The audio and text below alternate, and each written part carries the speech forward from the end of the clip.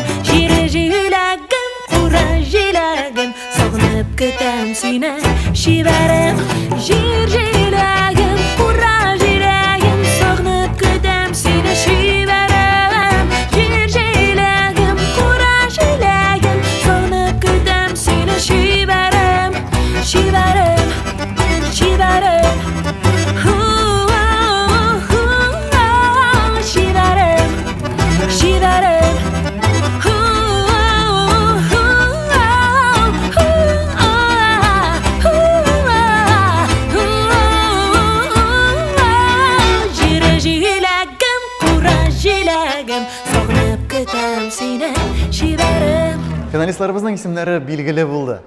Алар матур, сөйкемле, фикерле һәм һич шиксез татар җанлы кызлар.